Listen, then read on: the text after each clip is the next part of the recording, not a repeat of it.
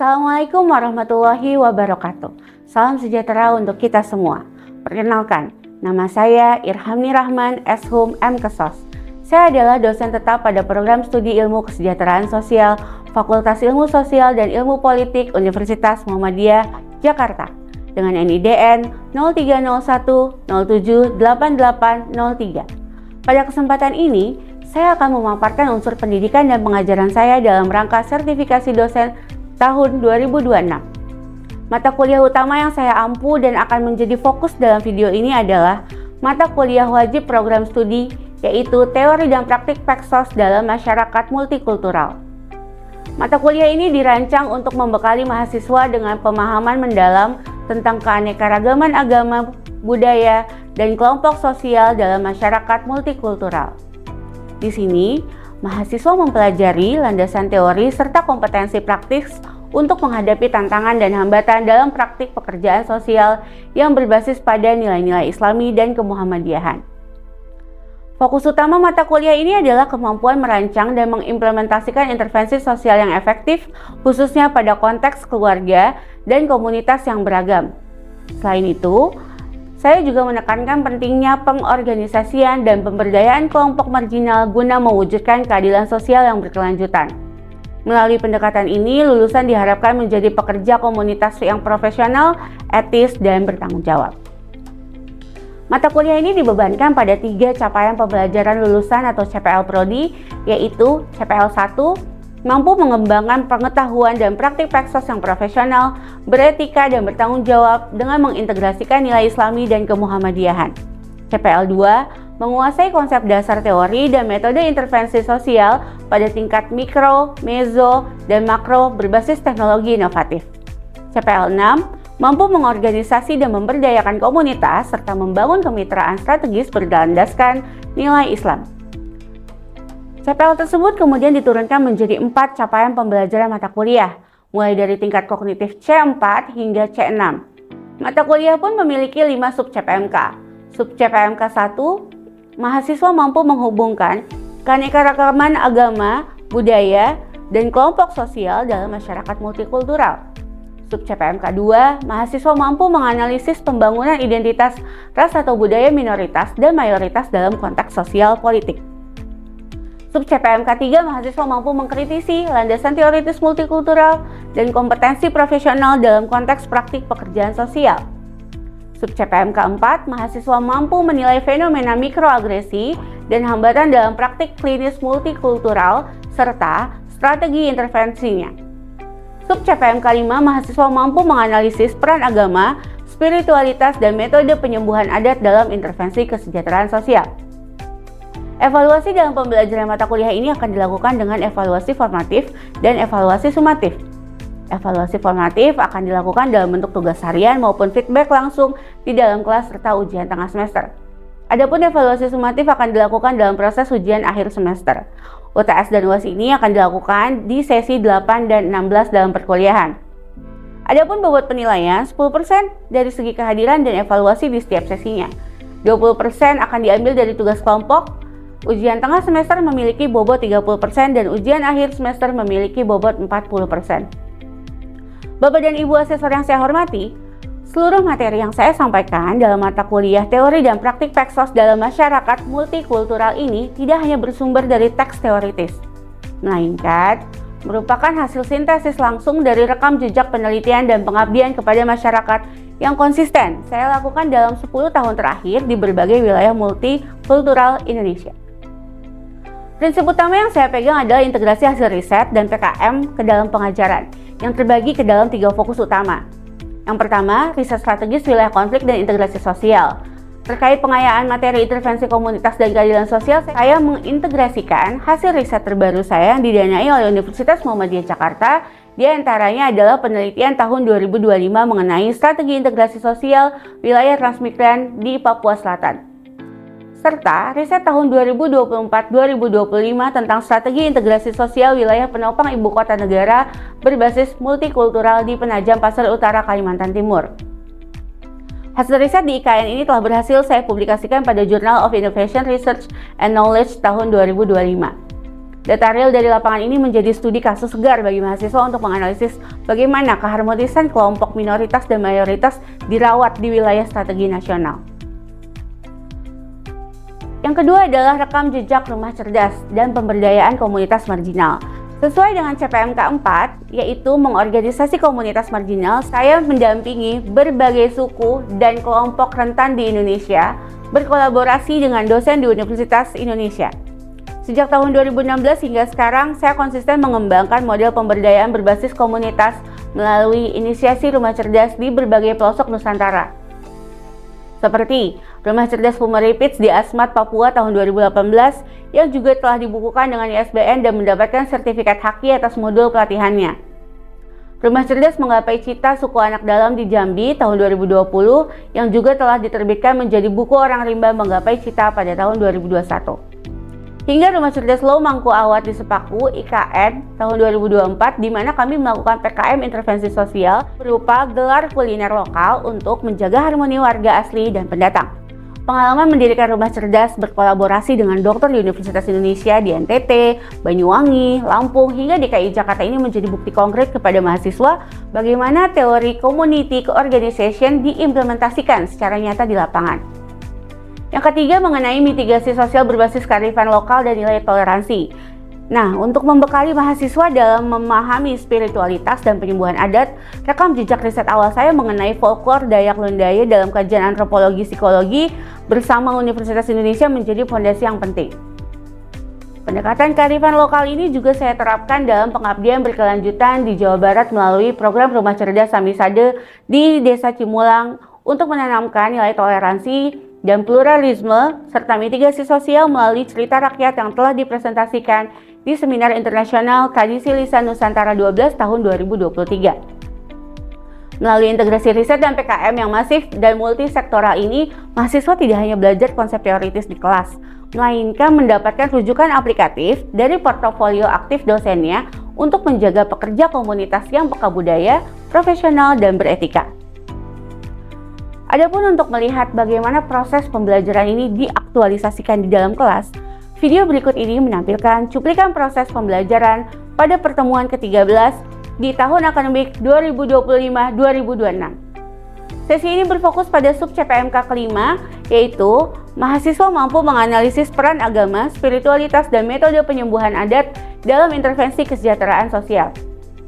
Judul materi ini dalam video ini adalah agama, spiritualitas, dan metode penyembuhan adat pada suku Dayak dan suku Batak dalam pekerjaan sosial multikultural. Mari kita saksikan bersama proses interaksi pembelajaran interaktif di kelas saya. Selamat menyaksikan. Bismillahirrahmanirrahim. Assalamualaikum warahmatullahi wabarakatuh. Waalaikumsalam warahmatullahi wabarakatuh. Ya, ketemu lagi ya kita ya. Udah mau UAS nih. Kalian apa kabar? Alhamdulillah. Alhamdulillah. Oke, hari ini karena udah sesi ke-13, udah sesi-sesi jelang UAS, kita mau ngaji dulu. Sebelumnya kita mulai hari ini dengan membaca basmalah. Bismillahirrahmanirrahim. Oke, karena hari ini kita akan ngebahas tentang agama, spiritualitas, dan metode penyembuhan adat. Di beberapa suku, ada suku Batak, ada suku Dayak, tapi ada kaitannya juga sama peran kita sebagai pekerja sosial multikultural. Kita buka dulu Quran surat Al-Hujurat ayat 13. A'udzu billahi minasy syaithanir rajim. Bismillahirrahmanirrahim. Ya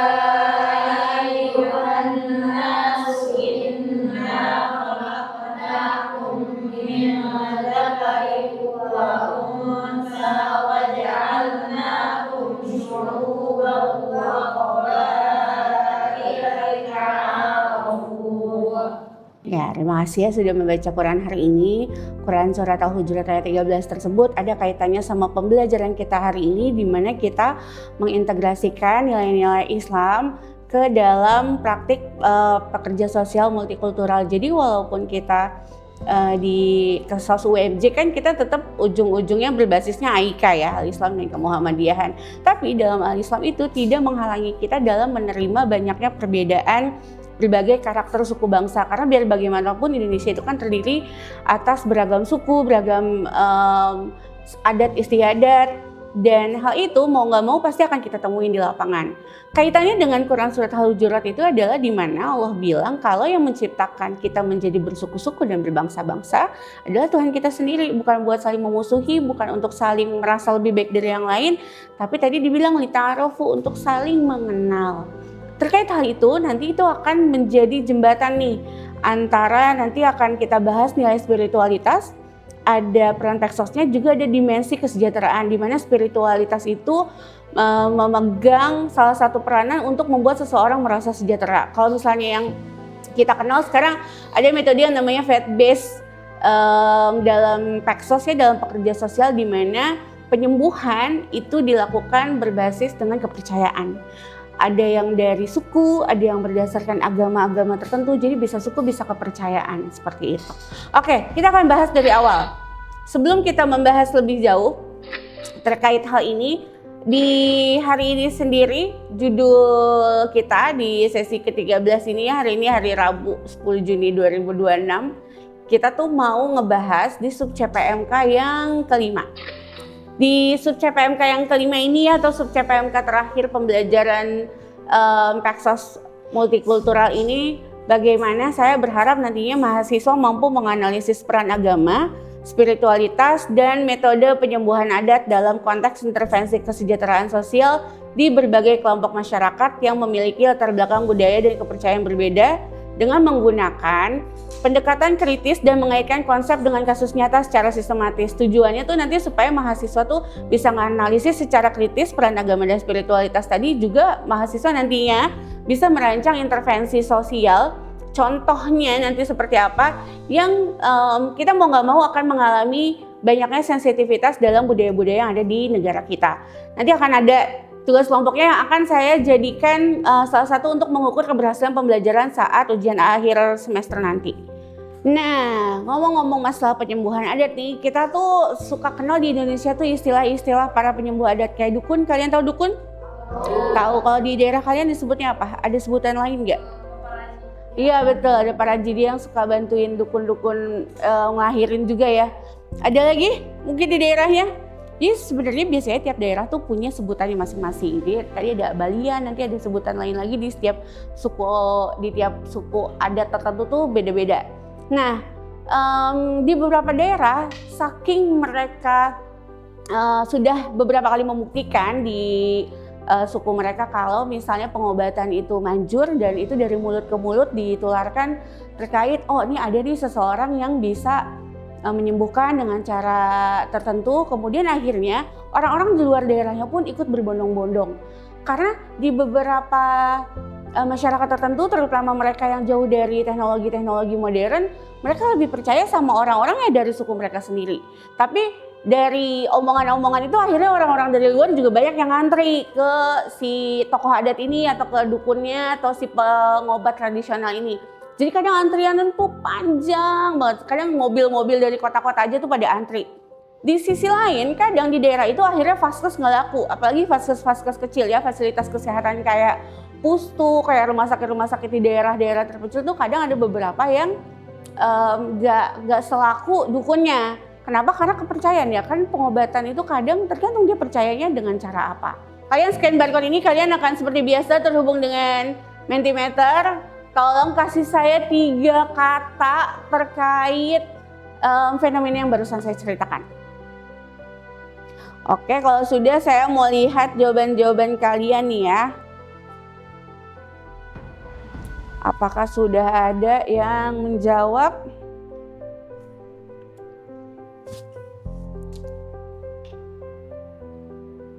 Oke, lawas jadul kuno. Oke, baik. Ada kepercayaan masyarakat, kasihan, kurang edukasi. Oh, udah ada yang jawab nih. Ada akses biaya, iya benar. Ada yang bilang kepercayaan masyarakat. Oke, ada yang bilang lagi, apa nih muncul yang baru? Oh, kurang pengetahuan. Akses biaya, kudet, miris, jadul. Iya, memang kata-kata itu akhirnya buat teman-teman yang sudah lebih teredukasi itu terkesan kuno. tidak sesuai dengan perkembangan zaman, tapi di beberapa daerah itu yang membuat mereka merasa lebih sembuh. Konsep masyarakat multikultural dan keadilan sosial. Jadi masyarakat multikultural tuh tidak hanya tentang adat istiadat aja, nggak cuma tentang nyanyian tradisional, rumah tradisional, pakaian adat, atau bahasanya aja, tapi kita juga ngomongin pluralisme dalam agama. Kita ngomongin kepercayaan dan solusi tradisional. Jadi nggak semua masyarakat menggunakan solusi-solusi yang terbaru, karena mereka udah terbiasa dengan solusi yang mereka dapatkan turun-temurun dari nenek moyang mereka. Nah, kemudian dalam konteks ini keadilan sosial itu bukan hanya soal distribusi sumber daya. Jadi bukan hanya kita ngebawa masyarakat kota punya RSUD, kita taruh nih RSUD di sebuah kampung gitu ya, kampung adat. Enggak hanya itu. Naruh vaskes di sebuah kampung itu butuh pendekatan yang pendekatannya harus mau nggak mau menggunakan pendekatan multikultural. Karena nggak bisa tiba-tiba naruh sesuatu yang ada dari ibu kota ditaruh di daerah terpencil misalnya. Nggak bisa, nanti yang ada mubazir, program yang nggak jalan karena terjadi penolakan. Sedangkan misalnya biaya pembangunannya kan cukup besar, membawa barang-barang dari kota dibangun ke desa, biayanya tuh nggak sedikit.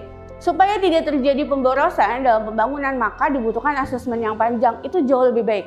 Biaya asesmen memang nggak murah, itu mahal.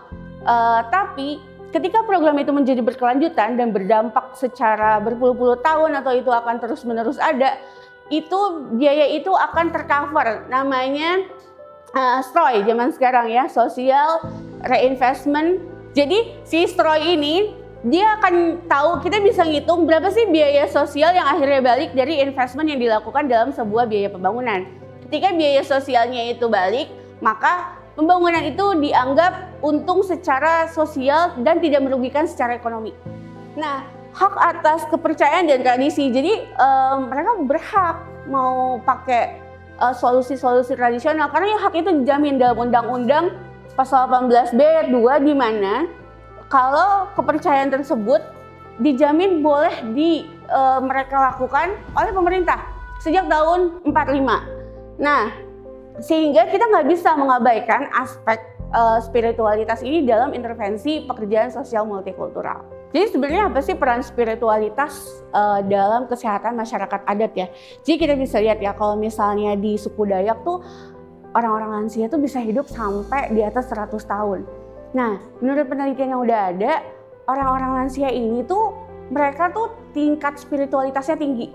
Ibaratnya kalau misalnya kita mau berkaca sama di dunia perkotaan, misalnya mereka yang sering ngaji, atau kalau misalnya yang agama lain mereka yang sering ke gereja, itu tuh biasanya mereka punya tingkat harapan hidup lebih tinggi karena penyerahan mereka terhadap Tuhan mereka, penyerahan diri mereka terhadap Tuhan mereka itu menurunkan tingkat stres.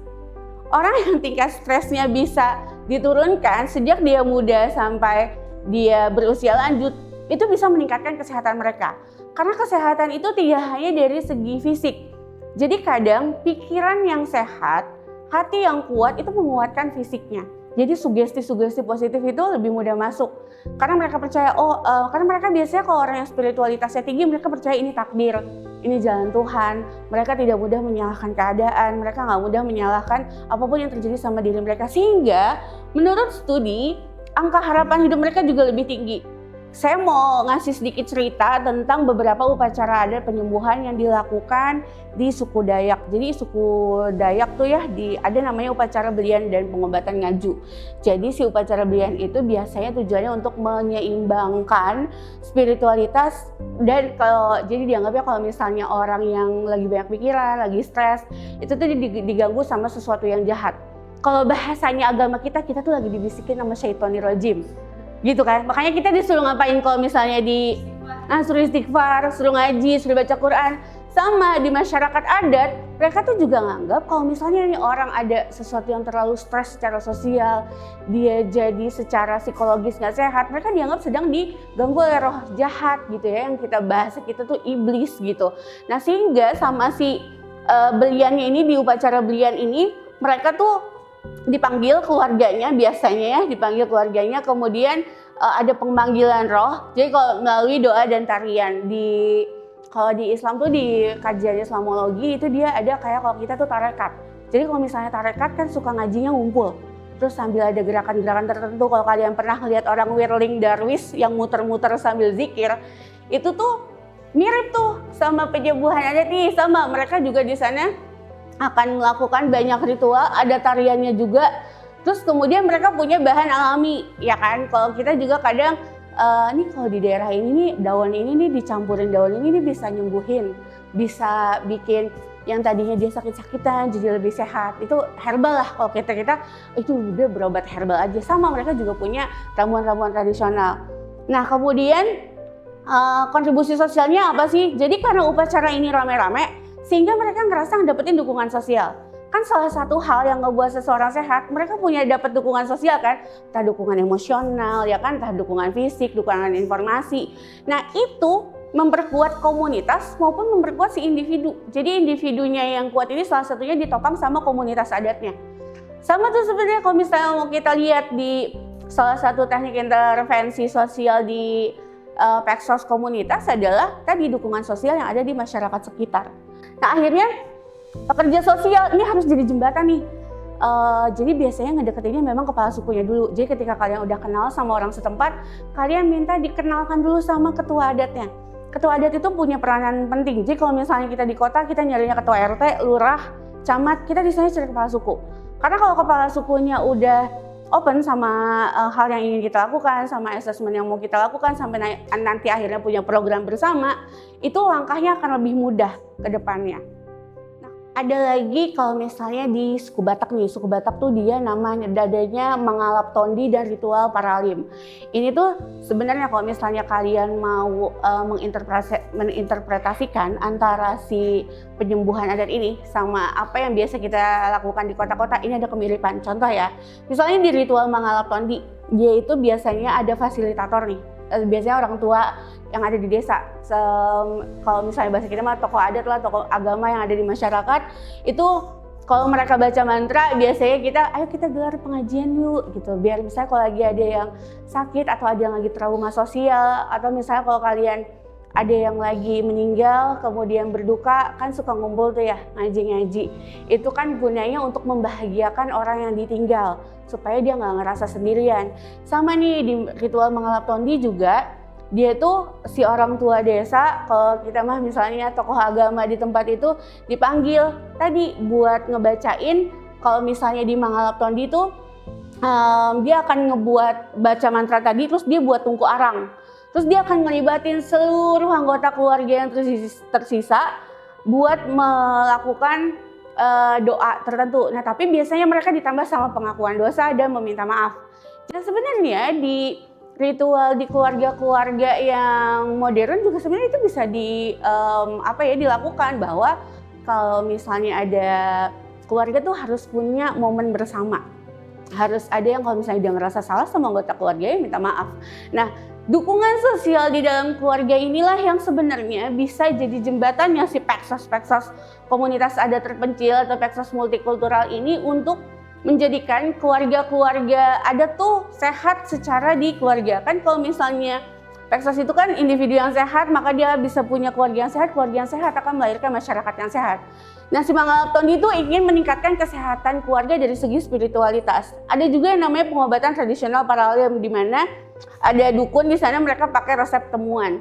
Nah, kemudian melihat banyaknya jenis pengobatan di suku-suku di Indonesia, apa sih sebenarnya peran Peksos dalam intervensi multikultural dan bagaimana strategi dan etikanya? Sebenarnya ada 3 prinsip utama dalam intervensi yang melibatkan multikultural komunitas gitu ya, di mana komunitasnya itu beragam. Pertama, kita harus paham dulu tentang kultural itu sendiri. Kita harus bisa bersikap terbuka, nggak ada benar, nggak ada salah. Selama kita tidak dipaksa untuk mengikuti suatu kaum, maka kita harus menghargai kaum tersebut dan kita bisa membaur bersama mereka untuk melakukan intervensi yang mau kita lakukan. Nah, kemudian kita juga harus kolaborasi dengan tokoh adat dan spiritual. Tadi seperti yang saya bilang, setelah kita bisa masuk, kita ketemu orang setempat, untuk biasanya itu kita butuh ini, penerjemah lokal. Jadi kalau misalnya kita nggak menguasai bahasanya, kita harus banget punya penerjemah lokal yang ngikutin kita kemana-mana. Nah biasanya si penerjemah lokal itu udah biasa kan berhadapan sama orang asing. Mereka yang akan nganterin kita ke tokoh-tokoh adat. Nah kolaborasi antara kita sama tokoh adat ini bisa menghasilkan program-program yang lebih bisa diterima sama masyarakat adatnya. Beberapa kesimpulan yang bisa kita ambil hari ini adalah bahwa spiritualitas itu bukan musuhnya kesejahteraan, bahwa pengobatan-pengobatan tradisional tadi dan penyembuhan adat itu bukan musuhnya kita Peksos yang misalnya datang membawa ilmu-ilmu baru, tapi kita juga belajar dari masyarakat supaya kita tuh jadi motor penggerak dengan inklusif, nggak eksklusif, nggak cuma kita doang yang benar.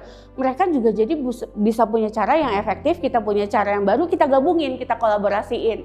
Sehingga Peksos harus punya strategi nih yang nggak hanya berbasis bukti. Jadi kan biasa kita ya udah buktinya secara hitung-hitungan ilmiah tuh begini, keadaannya tuh tidak sehat gitu ya, nggak bisa gitu, tapi juga harus berbasis budaya dan berbasis kepercayaan yang mereka terima untuk menjembatani antara pengobatan modern dengan pengobatan tradisional. Karena kesejahteraan sosial itu adalah perjalanan kolektivitas, nggak hanya individunya aja. Makanya Peksos itu ada dari tingkat mikro sampai tingkat makro. Karena yang namanya sejahtera itu adalah sebuah proses panjang yang tidak hanya tentang satu orang, dua orang, tapi juga masyarakat yang lebih luas. Sebelum kita mengakhiri pembelajaran, saya mau ngasih tugas dulu ya. Jadi nanti kalian berkelompok ya. Ini juga akan kita gunakan sampai nanti jadi kelompok ujian akhir untuk take home test, di mana saya minta akan ada studi kasus. Jadi studi kasus segini. Ada keluarga adat di desa terpencil itu lagi mengalami konflik dengan dinsos setempat. Nah kemudian dinas kesehatannya sempat tuh ke sana, tapi terjadilah penolakan karena dianggap mengganggu ritual yang ada. Nah bagaimana kalian sebagai pekerja sosial itu menyusun intervensinya? Dari mulai kalian susun assessment-nya, kalian engagement dulu, terus kalian nge-assessment, terus kemudian nanti kalian susun perencanaannya seperti apa, eksekusinya seperti apa, sampai nanti kira-kira intervensinya mau berapa lama, sehingga ini determinasinya dalam waktu berapa lama. Sebelum kita mengakhiri hari ini juga, saya mau ngevaluasi pemahaman kalian terkait materi yang saya berikan. Silakan dibuka linknya. Oke teman-teman, tadi udah dibuka ya link yang saya berikan di grup. Oke, dibuka. Kita akan mulai kuis untuk saya bisa mengevaluasi apakah kalian memahami pembelajaran kita hari ini. Kita mulai, nanti kita akan lihat skor yang paling besar siapa. Kita mulai.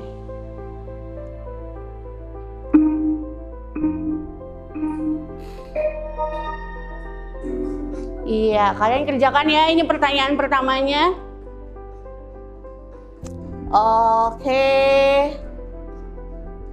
Oke, waktunya habis ya. Oke, terima kasih ya sudah mengerjakan kuis evaluasi hari ini. Saya happy banget karena sebagian besar sudah memahami apa yang kita pelajari hari ini. Dan kita kasih apresiasi dulu nih buat Lintang yang udah dapetin skor tertinggi. Oke, nanti kita akan ketemu ya di sesi minggu depan. Itu sesi ke-14, itu terakhir. Sebelum nanti kalian praktik di sesi 15 sehingga nanti di sesi 16 kita bisa ujian akhir semester. Kita akan tutup pembelajaran hari ini sebelum nanti kita akan bersiap-siap untuk praktik di lapangan dan kalian mengerjakan tugas kelompok tadi. Terima kasih sudah belajar dengan baik hari ini, sudah memahami materi yang saya sampaikan. Kita tutup hari ini dengan membaca hamdalah. Alhamdulillahirrabbilalamin. Istighfar 3 kali. Astagfirullahaladzim. Oke, terus tetap semangat jadi seorang Peksos untuk membantu orang lain untuk bisa membantu dirinya sendiri. Have a nice day. Wassalamualaikum warahmatullahi wabarakatuh. Waalaikumsalam warahmatullahi wabarakatuh. Terima kasih yang sebesar-besarnya atas perhatian tim asesor dan panitia sertifikasi dosen tahun 2026. Semoga dedikasi ini membawa kemaslahatan yang berkelanjutan bagi kemajuan pendidikan tinggi di Indonesia. Wassalamualaikum warahmatullahi wabarakatuh.